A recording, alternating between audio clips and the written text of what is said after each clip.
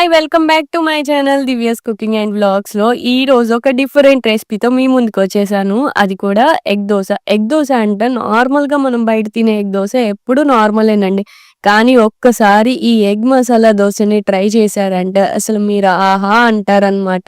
First అయితే ఈ recipe ఎలా చేసేసుకోవాలో లేట్ చేయకుండా చూసేద్దాం. ముందుగా స్టవ్ వెలిగించుకొని ఒక కళాయి పెట్టేసుకొని దాంట్లోకి ఒక 2 టేబుల్ స్పూన్స్ వరకు ఆయిల్ వేసుకోవాలి. ఆయిల్ కొంచెం హీట్ అయిన తర్వాత కొంచెం అంత తాలింపు గింజలు వేసుకోండి బావుంటుందనమాట. ఇలా వేసుకున్న తాలింపు గింజలు కొంచెం ఫ్రై అయిన తర్వాత సన్నగా కట్ చేసి పెట్టుకున్న 3 మీడియం సైజ్ ఆనియన్స్‌ని యాడ్ చేసుకొని 3 ఎగ్స్‌కి 3 ఆనియన్స్ అన్నట్టుగా వేసుకోవాలి ఇక్కడ. ఆనియన్స్ అన్నీ కూడా మీడియం ఫ్లేమ్‌లో పెట్టుకొని బాగా సార్ట్ చేసుకోవాలి. చూస్తున్నారు కదా! ఈ విధంగా అయితే మగ్గుతాయన్నమాట ఆనియన్స్ అన్నీ. ఆనియన్స్ అన్నీ ఒక్కసారి ఇలా ఫ్రై అయిన తర్వాత దీంట్లోకి ఒక హాఫ్ టీ స్పూన్ వరకు అల్లం వెల్లుల్లి పేస్ట్‌ని కూడా యాడ్ చేసుకోండి. చాలా బావుంటుంది.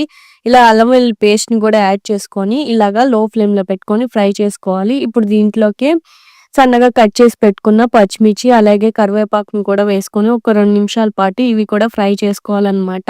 ఇప్పటి వరకు మన ఛానల్‌లో అప్‌లోడ్ చేస్తున్న లంచ్ బాక్స్ రెసిపీస్‌కి మంచి రెస్పాన్స్ వస్తుందండి. అలాగే ఇప్పుడు దీంట్లోకి 2 చిన్నగా కట్ చేసుకున్న టమాటాలను కూడా వేసుకొని మగ్గపెట్టుకోవాలి.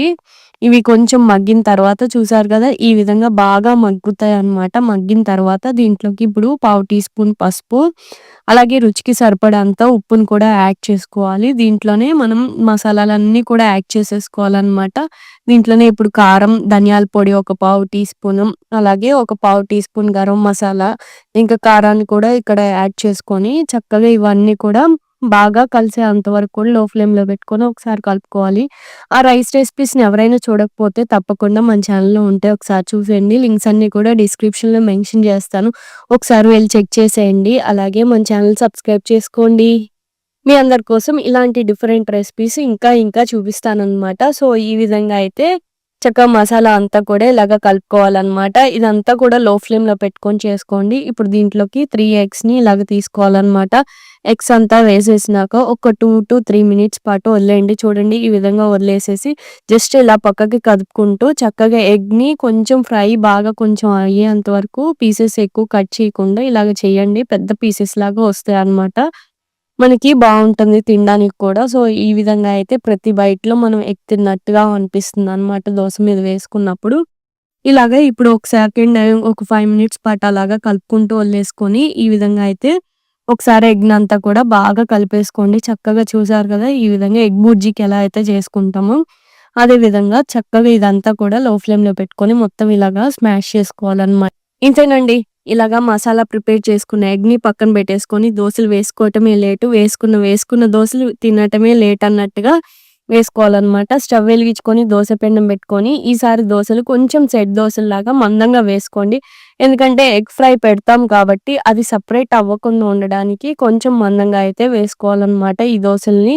ఈ విధంగా దోస బ్యాటర్‌ని అయితే పోర్ చేసుకోవాలి. దోస బ్యాటర్‌ని ఇలా వేసుకున్న దాంట్లో ఇప్పుడు ముందుగా మనం ప్రిపేర్ చేసి పెట్టుకున్న ఎగ్ మసాలా కర్రీనంతా కూడా దీని మీద పెట్టాలన్నమాట. చూస్తున్నారు కదా! వీడియోలో చూపిస్తున్న విధంగా ఈ విధంగా స్ప్రెడ్ చేసుకోవాలన్నమాట. దోస మొత్తానికి చక్కగా లో ఫ్లేమ్‌లో పెట్టేసుకోండి ఎగ్ ఫ్రై చేసుకున్నప్పుడు.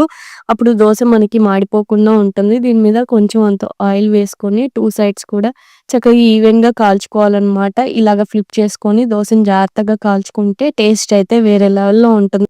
నిజం చెప్తున్నాను కదా! మీరొక్కసారి ఈ దోసల్ని ట్రై చేశారంటే అసల మర్చిపోనే మర్చిపోరండి. అంత టేస్టీగా ఉంటుంది.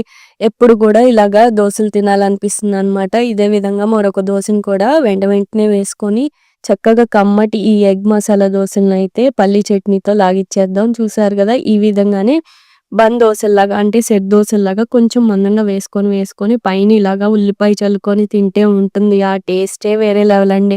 నిజంగా మీరెప్పుడైనా ట్రై చేయకపోతే ఈ రెసిపీని మాత్రం డెఫినెట్‌గా మస్ట్ అండ్ ట్రై అని జెప్తాననమాట. అంత బావుంటుంది. అంత టేస్టీగా ఉంటుంది. ఇలాంటి మరిన్ని రెసిపీస్ కోసం అయితే మీకు తెలుసు కదా! మన ఛానెల్‌ని అయితే సబ్స్క్రైబ్ చేసుకోండి. మీ ఫ్రెండ్స్ అండ్ ఫ్యామిలీ మెంబర్స్‌కి షేర్ చేయండి, లైక్ చేయండి.